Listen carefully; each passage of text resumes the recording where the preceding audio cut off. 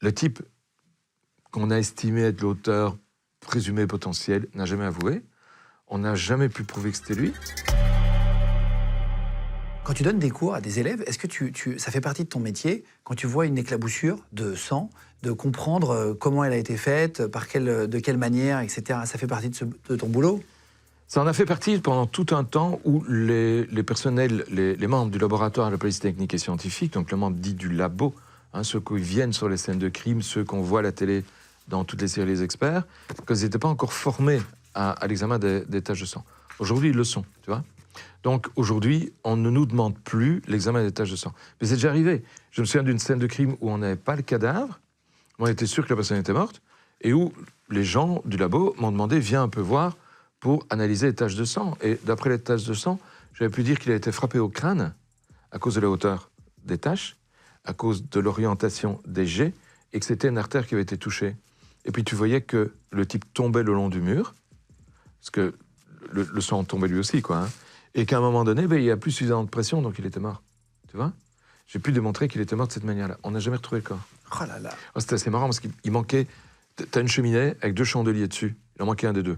Comment on le sait? Parce qu'il y en avait un de l'autre côté, et que tu as une belle trace d'absence de poussière, là où devait être l'autre. Et quand tu regardais le sol, il y avait eu un tapis, et le tapis n'était plus là. Le sol, c'était pareil, c'est un parquet. Tu as une partie du parquet qui était marquée par l'emplacement du tapis, quoi. Donc, j'en ai déduit que le type avait été tué avec le chandelier. Oui, c'est Cluedo. Il a été tué par le chandelier, dans le salon, qu'il avait été roulé dans le tapis, et extrait de la pièce de cette manière-là.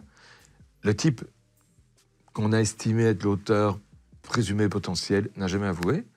On n'a jamais pu prouver que c'était lui. C'était le neveu du gars. On n'a jamais pu prouver que c'était lui. Et son avocat est un de mes potes. Et un jour de fête, on va dire comme ça, on était un peu torchés. Et je lui ai dit, écoute, dis-moi un peu, parce que moi, j'aimerais bien savoir, est-ce que j'ai bien analysé cette scène-là ou est-ce que je me plante? Il me dit, écoute, si tu répètes à qui que ce soit que je te l'ai dit, je dirais que c'est pas vrai. Mais oui, c'est juste. Et il a déjà déplacé le corps 2 fois parce qu'on a cru qu'on allait le trouver. Mais je te crois pas. Ça existe. Oh là là. Donc c'est déjà arrivé que les gens ne soient pas condamnés pour des meurtres. Oui, c'est des cold cases. Et le cadavre, je l'ai toujours pas. Et ça fait plus de 20 ans. Mais là, tu peux rien faire quand il te dit ça, non? Ah non, rien du tout, rien, non. Non, parce que lui, par amitié, me le dit, il y a plus de 20 ans, non. On s'en fout.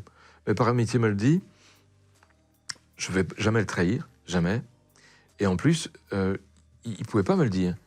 Et effectivement, il aurait nié de me l'avoir dit, et la police pouvait pas s'en servir. Bien sûr. Il m'a dit que, non, c'est pas vrai. C'est mort, quoi. J'ai jamais dit à la police.